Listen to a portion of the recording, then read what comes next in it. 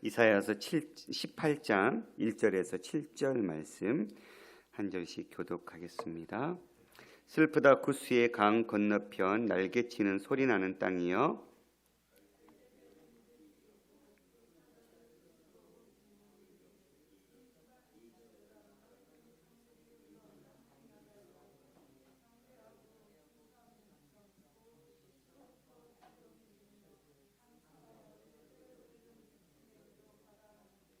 세상의 모든 거민 지상에 사는 너희여, 산들 위에 기치를 세우거든 너희는 보고 나팔을 불거든 너희는 들을지니라.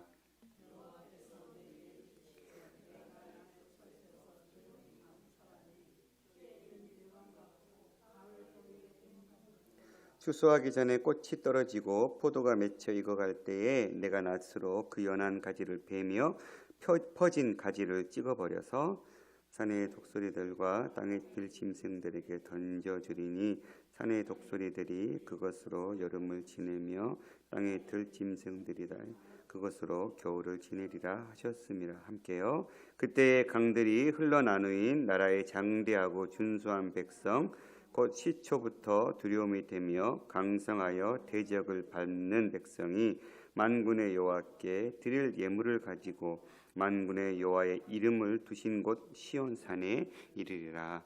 아멘. 오늘 본문의 구스에 대한 이사야의 예언을 촉발시킨 어떤 역사적 혹은 정치적 배경을 정확하게 파악하기는 쉽지 않아 보입니다. 많은 학자들은 구스가 애굽을 정치적으로 장악하고 있을 때 주어진 말씀으로 아마도 에티오피아 출신 군주인 사바카라는 사람이 애굽 25왕조를 시작했던 그 시기로 보고 있습니다. 특별히 구스의 사바카 왕조는 애굽 전역에 대한 정치적 장악력을 주전 715년부터 잡기 시작해서 약 20년 동안 애굽을 통치했다고 합니다. 특별히 그 당시에 그 아수르가 이제 애굽으로 남진하는 것을 막기 위해서 이 사바카 왕국 애굽의 이 왕이 팔레스타인 땅, 그러니까 애굽의 국경 지역에 있는 나라들과 연합해서 아수르가 남하하는 것을 방어하기 위한 그 상황 가운데 주어진, 그래서 학자들은 18장이 히스기야가 주전 705년에 반아수르 저항 정선을 형성할 때 애굽 세력을 대표한 구스 세력이 히스기야의 이 반아수르 세력과 결탁해서 이 일들을 꾸미는 그 상황을 이 이사야 선지자가 지금 이야기하고 있다라고 보고 있습니다. 본문은 1차적으로 구스에 대한 징계를 선포하지만 한편으로는 애굽의 이 구스에 의존해서 반아수르 동맹을 강화하고 있는 히스기야 왕을 향해서 주시는 말씀이기도 합니다.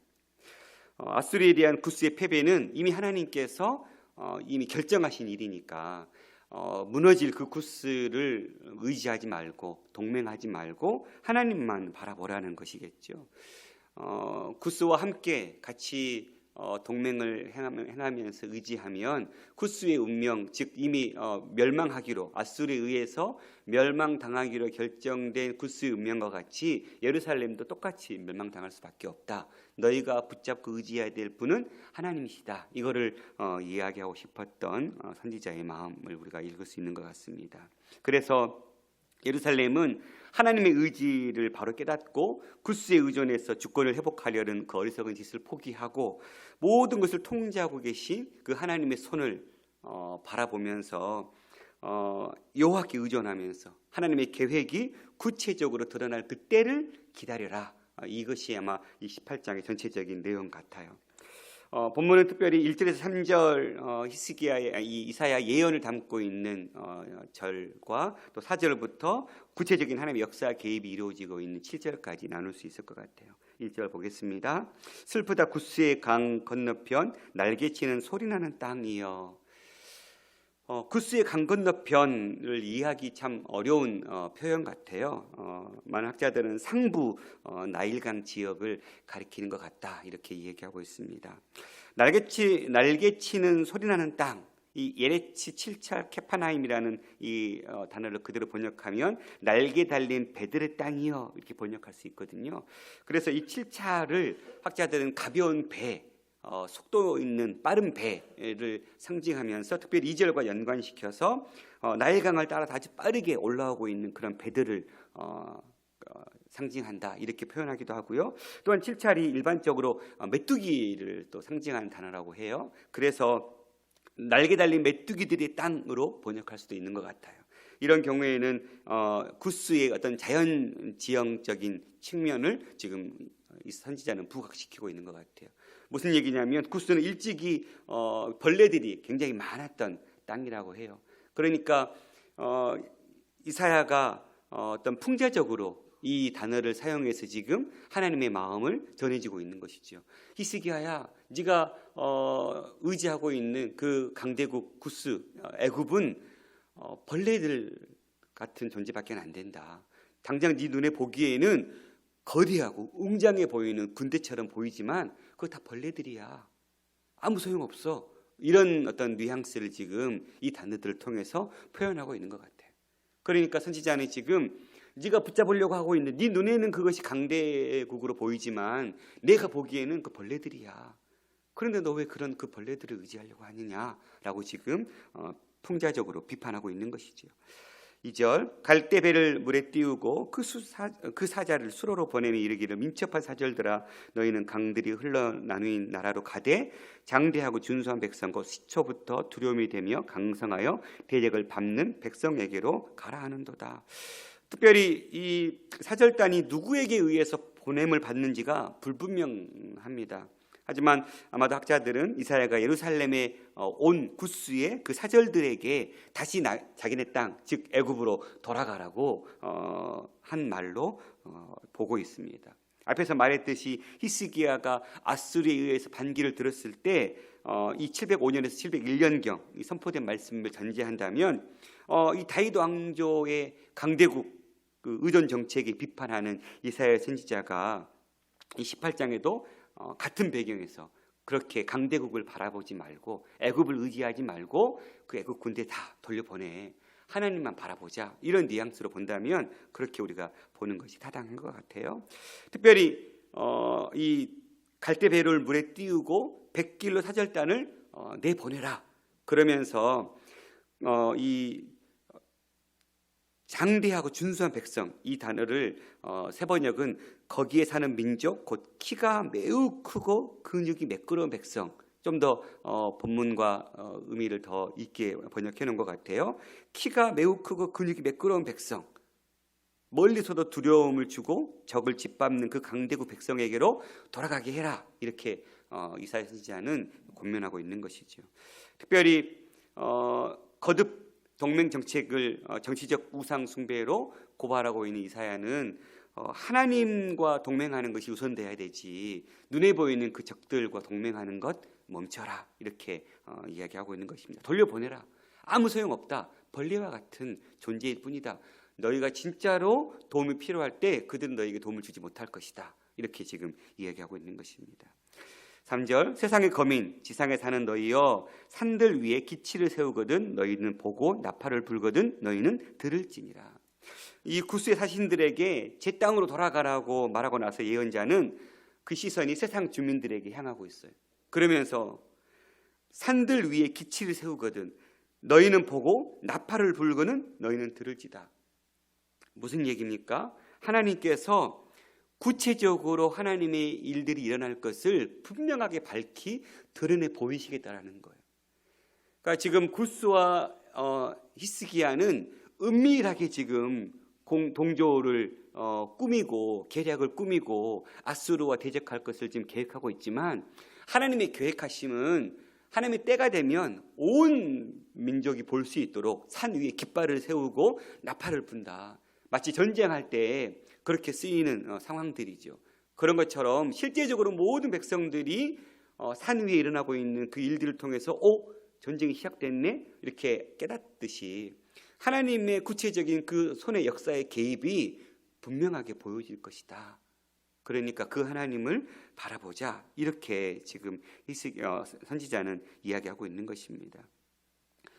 그러니까 하나님의 역사의 손은 그냥 우리의 어떤 육안의 눈으로 보지 못하는 그런 손길이 아니라는 거예요. 분명한 역사의 현장 속에 개입하시는 하나님의 역사의 손길은 우리의 눈을 통해서 목도할 수 있는 거라는 거예요. 하나님이 온 우주를 통치하시는 분이고 다스리시는 분으로서 우리가 그것을, 그 다스리시는 하나님의 손길을 보게 될 것이다. 그러니까 하나님의 구체적인 역사의 손이 우리의 눈을 통해서 바라보게 되는, 그러니까 마치 우상과 같은 거짓된 신들은 그들이 통치하고 끌어가는 그 역사들을 바라볼 수가 없죠. 왜냐하면 그들 우상 자체가 죽어 있는 우상일 뿐이고, 그러니 그들이 무엇을 역사를 바꿔낼 수 있는 어떤 그런 현상적인 것을 드러낼 수가 없는 것이지만, 우리 하나님은 살아계신 주님이시고 온 우주를 다스리시는 분이시기 때문에 그 때를 드러내실 때는 온 민족이 다 볼 수 있도록 역사하실 것이다. 그러니 그 때를 기다리면서 하나님을 바라봐라 라고 권면하고 있는 것입니다. 4절, 여호와께서 내게 이르시되 내가 나의 처소에서 조용히 감찰함이 쬐이는 일광 같고 가을 더위에 운무 같다. 결국 산 위에 깃발을 세우고 기치를 세우고 나팔을 불 때가 올 텐데, 그 전까지는 어때요? 하나님께서 말씀해 주시되 내가, 하나님이 당신의 처소, 아마 하늘 처소에서 조용히 감찰함이, 하나님이 하늘 보좌에서 우리 인생을 어떻게 하신다라는 거예요? 감찰하고 있다라는 거예요. 그러니까 하나님은 방관자로 계시지 않는 분이세요. 그냥 어떤 먼 곳에서 우리 인생을 그냥 전혀 쳐다보지도 않고 감찰하시지 않은 분이 아니라 그 하늘 보좌에서 우리 인생, 모든 인생들의 그 일거수일투족을 뭐하고 계시는 거예요? 조용히 감찰하시는 거예요. 저는 이 조용이라는 말이 굉장히 되게 더 오히려 감사한 거예요. 그러니까 우리 인간적인 측면에서 보면 하나님이 감찰하신 거 우리가 다 느낄 수 있어요? 그거 헤아리지 못하죠. 그러니까 우리가 헤아리지 못하는 그 순간에도 하나님은 조용히 감찰하고 있다는 거예요. 너무 참 감사하지 않아요? 나는 느낄 수 없지만, 나는 바라볼 수 없지만 내 인생을 살펴보시는 하나님의 눈은 내가 느끼는 것과 상관없이, 내가 보는 것과 상관없이 여전히 조용히 감찰하고 있는 거예요. 무슨 얘기예요? 하나님이 개입할 시기를 바라보시면서 가장 적합한 때, 가장 내 인생에 필요할 때 역사를 이루시기 위해서 그 때를 지금 뭐하고 있는 거예요? 보고 계시는 거예요. 얼마나 은혜가 되는 거예요. 하나님은 내 인생과 전혀 동떨어진 삶을 살고 있는 것이 아니라 내 인생의 가장 깊은 것을 보고 계시면서 하나님이 가장 도와해 주실 그 좋은 적절한 때를 지금 하나님은 기다리고 있는 거예요. 그 감찰함이 쬐이는 일광 같고 가을 더위에 운무 같다. 추수철 더운 밤에 이슬이 조용히 내려앉듯이, 한여름 폭염 속에서 떼약볕이 고요히 내리찌듯이 하나님은 그 역사를 반드시 드러내실 것이다. 그러니까 자연 이치를 가지고 지금 하나님의 손길을 이야기하고 있어요. 그 한여름에 그 추수 때의 떼약볕 같은 그 햇볕이 내리찔 때 우리 눈으로는 그 떼약볕을 볼 수 없지만 그 무더운 떼약빛을 받아서 곡식은 무르익어가죠.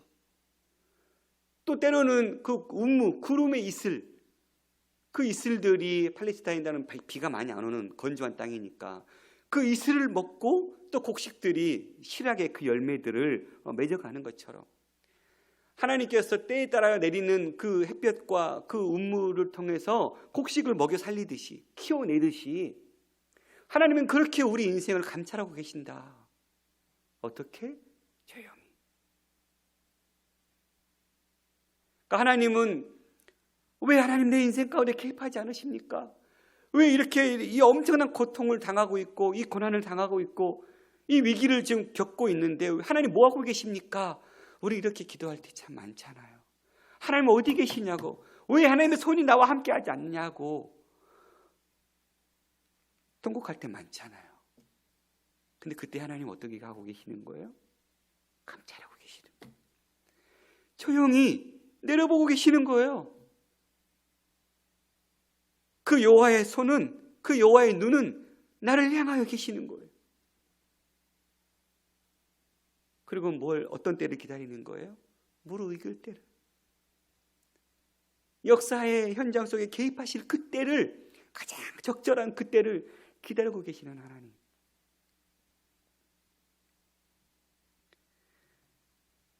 예언자는 조용히 그 때를 바라보고 있는 거예요. 하나님이 활동하실 그 때. 정말 하나님의 역사에 개입할 때가 무르익기를 선지자는 바라보고 있는 거예요. 여러분, 우리가 하나님께서 내 인생에 개입하실 그 무르익을 때를 하나님과 함께 기다릴 수 있는 믿음의 여유가 있기를 소원합니다. 우리 너무 급할 때가 참 많아요. 내 자신이 너무 그래요. 그 응답을 너무 간절히 그냥 빨리만. 최근에 대한민국의 이 빨리 근성이 정말 세계적으로 어쨌든 이 K-방역과 K-뷰티 여러 가지 그 상황 속에 참 기치를 드러내고 있는 것 같긴 하지만, 때로는 그 조급함이 이를 그르칠 때가 참 많잖아요. 우리의 이 조급함, 묵묵히 기도하면서 하나님의 때를 기다리는 그 믿음의 인내. 믿음은 참 기다림 같아요. 기다려야 되는 거죠. 하나님의 역사의 손길이 개입할 그때를 믿음의 눈을 열어서 바라보면서 기도하면서 기다리는 거예요. 근데 우리는 그렇게 기다리지 못하고 전전긍긍할 때가 얼마나 많은지. 나를 보게 하시는 거예요. 야, 너 진짜 조급하지 않냐? 너 내가 개입할 가장 그 좋은 적절한 때를 나는 찾고 있는데 너는 빨리만 와달라고, 빨리만 해결해달라고 너 진짜 안절부절하지 않느냐 말씀하시는 것 같았어요. 하나님의 때를 기다릴 수 있는 믿음의 여유가 있기를 원합니다. 하나님은 반드시 역사하실 거기 때문에 내 인생에 개입하셔서 하나님의 살아계심을 드러낼 때가 반드시 올 것이기 때문에 그때, 그 가장 적절한 때, 가장 좋은 그때를 기다리시는 하나님처럼 우리도 그렇게 믿음으로 기다릴 수 있는 그런 지혜로움이 있을 수 있기를 원합니다. 추수하기 전에 꽃이 떨어지고 포도가 맺어 익어갈 때 내가 낫으로 그 연한 가지를 베며 퍼진 가지를 찍어버려서. 농부가 때가 되면 전지를 하는 거죠. 시도 때도 없이 전지하는 거 아니잖아요. 우리 시골집에 감나무, 여러 가지 과실나무가 마당에 심겨져 있어요. 근데 아버지는 농부가 아니시잖아요. 어부시잖아요. 물론 마당에 한켠에 여전히 고추도 키우면서 제발 좀 고추 농사하지 말라고, 그거 갈아서 형님 가게 그 줘봤자 그거 얼마나 된다고, 그 고추 때문에 소를 못 올라오세요. 짐승 조금 키우면서 그거 밥 줘야 된다고 못 올라오시는 거예요. 그러니까 우리는 제발 그냥 그 짐승 키우지 말고 그냥 고추 깨 심지 마라. 근데 그 땅을 못 놀리시는 거예요. 그런데 감이 있는데, 감이 한번 가을이 열리기 시작하면 수백 개가 열리는 거예요, 감이. 근데 감이 다 요만시켜요. 왜요? 전지를 안 해주시니까. 어부 출신이시니까 무슨 전지, 또 아버지가 80 넘은 노인 무슨 그 때가 돼서 전지, 이거 그냥 안 하세요. 그냥 나면 나는 대로 그냥 감을 한번 보내주면 이 한 박스가 감이 그냥 진짜 거의 100개가 넘는 감이 있어요. 그냥 이렇게 튼실하고 큰 감이 올라오면 좋겠는데 다 깎아먹기도 애매한 감 있잖아요. 그런데 맛은 있어요. 그러니까 맛은 있어서 먹긴 하지만 진짜 그 손 가는 그 감 있잖아요. 왜 그래요? 전지를 안 해주니까. 근데 농부가 때가 되면 꽃이 떨어지고 포도가 익어갈 때, TV에 보니까 복숭아가 익어갈 때쯤 되니까 이 복숭아 순이 나면 이 윗순을 다 제거해 버리더라고요. 그래야 밑에서 큰 복숭아 열매들이 열린다고 하면서 그런 거죠. 하나님께서 역사에 개입할 그 무르익을 때 전지해야 될 그 가지를 잘라내서 연한 가지들은 다 잘라내야 튼튼한 가지에서 굵은 열매가 맺어지니까. 그런데 그것을 농부가 시도 때도 없이 전지하는 게 아니라 전지할 때가 있다라는 거예요. 저는 그걸 잘 모르지만 농부가 그렇게 과실의 열매들, 큰 열매, 좋은 열매를 맺기 위해서 작업하는 그 때가 있다라는 것처럼 하나님께서 그 때를 기다리신다. 산의 독수리들과 땅의 들짐승들에게 던져주리니 산의 독수리들이 그것으로 여름을 지내며 땅의 들짐승들이 다 그것으로 겨울을 지내리라 하셨습니다. 그렇게 잘라내면 그 땅에 떨어진 과실들이 결국은 또 짐승들이 와서 먹기도 하고 이럴 수 있잖아요. 근데 이 이야기는 구체적으로 뭐 하는 거예요? 잘린 싹과 가지가 산에 사는 맹금과 맹수에게 넘겨지는 것처럼 때가 무르익으면 하나님께서 구스를 심판하여서 사나운 적들의 먹이가 되게 할 것이다. 결국은 아수르에 의해서 먹이로 결정될 것이 이미 하나님의 역사의 결정에 의해서 이미 이건 그렇게 결정된 거야. 그러니까 맹수의 먹이에 팔려버릴 그 인생을 의지하지 말아라.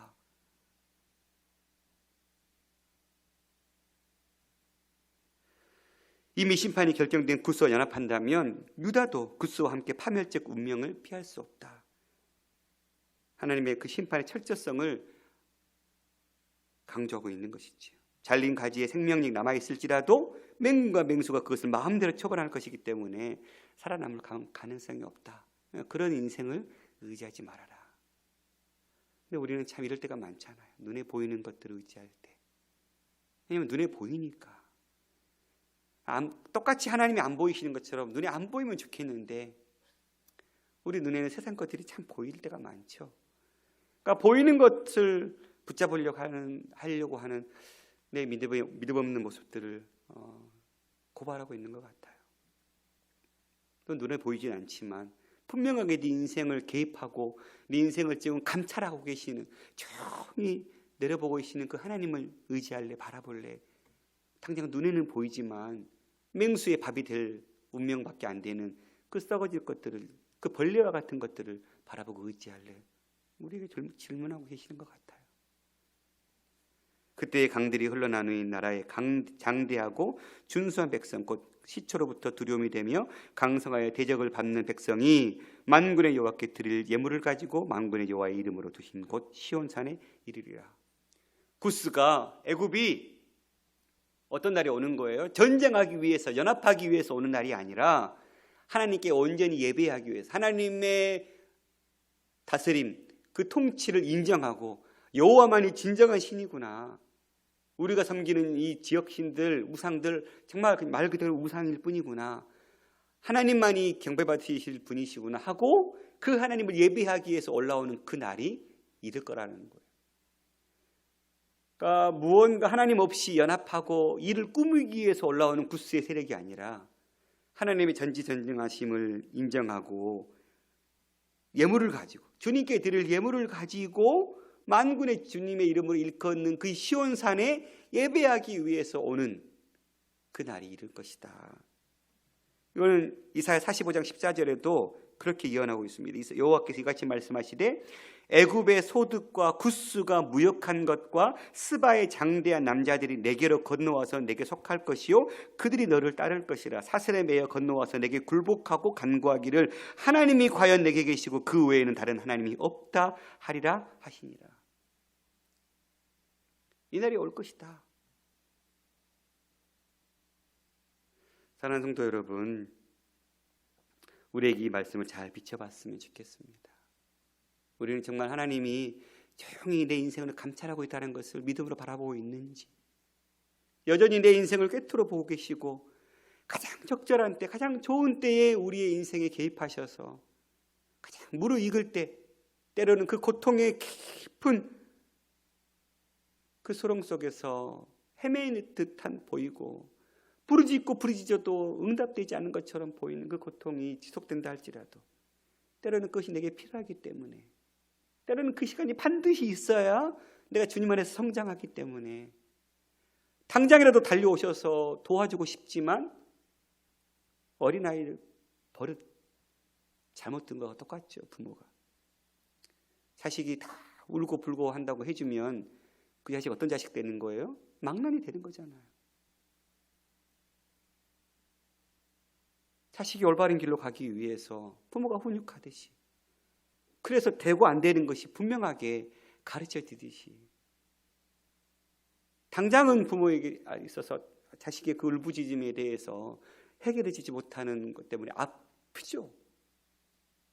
하지만 그 아픔의 시간을 부모는 참죠. 왜냐하면 그것이 내 자식에게는 더 좋은 일이니까. 훈육하지 않으면 이 자식 망하는 길로 갈 수밖에 없으니까 마치 하나님께서 당장이라도 도울 수 없는 능력이 없는 하나님이 아니라 당장이라도 도울 수 있는 하나님이시지만 우리 인생에 믿음이 장성한 자로 세우기 위해서는 그런 여러 가지 시간들이 필요하니까 우리를 장성한 자로 키워내기 위해서 그 젖이나 먹는 연약한 자로 세우기 위함이 아니라 장성한 식물을 먹는 믿음의 사람으로 세우기 위해서 하나님은 잠잠히 그러나 방치하지 아니하시고 방임하지 않으시고 전혀 내 인생을 쳐다보지도 않으시는 그런 하나님이 아니시라. 자식이 막 울고 있으면 엄마는 어떻게 해요? 엄마의 시선은 항상 그 아이에게 가 있잖아요. 무심코 설거지하는 것처럼 보이지만 뒤통수에 더 눈이 달리는 게 엄마잖아요. 그렇게 하나님 우리를 감찰하신다라는 거예요. 그래서 정작 정말 엄마의 손길이 필요한 그때 짜잔 하고 나타나서 그 아이를 탁 도와주는 것처럼 우리 하나님이 그렇게 하시겠다고. 너 그 하나님 의지할 믿음이 있냐? 당장 눈앞에 보이는 그것들, 그 환경들, 그 사람들, 그 돈과 그 명예들을 붙잡고 의지하면서 나는 평안하다, 평안하다. 내게 돈이 있으니, 내게 명예가 있으니, 내게 자식들이 있으니, 내게 부모가 있으니, 내게 좋은 동역자들이 있으니 나는 뭐든지 할 수 있을 것 같다라고 착각 속에서 살고 있지는 않는지. 하나님이 쓸어버리시면 벌레와 같은 맹수의 밥밖에 안 되는 것들을 우리는 의지하고 있지는 않는지 우리가 돌아보면서 우리가 동맹해야 될 유일한 대상은 하나님이심을 고백하면서 그 하나님과 날마다 하루하루 승리하며 살아가는 저와 여러분이 될 수 있기를 간절히 소망합니다. 기도하겠습니다. 살아계신 아버지 하나님 감사합니다. 난 이런 하나님이 너무너무 좋습니다. 내 인생을 감찰하시고 일거수일투족을 지켜보시면서 가장 적절한 때, 가장 좋은 때, 가장 필요할 때 내버려두지 아니시고 도우시면서 내 인생을 이끌어 가시시는 이 하나님 너무 좋습니다. 그러나 주님, 나는 너무 조급하여서, 나는 너무 성급하여서 그 하나님의 손길, 그 때를 기다리지 못하고 하나님 당장 내 눈에 보이는 것들을 의지하고 붙잡으려고 할 때가 얼마나 많은지 모르겠습니다. 지식으로는 이 하나님을 고백하는데 삶에서는 이 하나님을 외면할 때가 얼마나 많은지 모르겠습니다. 주님, 지식이 내 심장으로 내려와서 믿음으로 주님을 그렇게 바라보고 인내할 수 있는 믿음의 사람 되게 하여 주시옵소서. 당장 눈에 보이는 것들을 붙들고 있으면서 벌레와 같이 맹수의 밥밖에 되지 않은 것들을 손에 잡고 있으면서 모든 걸 쥐고 있는 것처럼 착각하며 살아가는 어리석은 자 되지 않게 하여 주시옵소서. 내가 붙잡고 내가 의지해야 될 분, 내가 동맹해야 될 유일한 분은 하나님이심을 고백하면서 때로는 내 인생이 하나님께서 함께하지 않는 것처럼 적막해 보이는 그 순간에도 우리 하나님은 내 인생을 지켜보고 계심을 믿음으로 바라보면서 가장 좋을 때, 가장 적절한 때, 무르익을 때 하나님 내 인생에 간섭하신다는 것을 믿음으로 고백하면서 그 하나님을 붙잡고 의지할 수 있는 저희가 되게 하여 주옵소서. 모든 말씀 우리 주 예수님의 이름으로 기도드렸습니다. 아멘.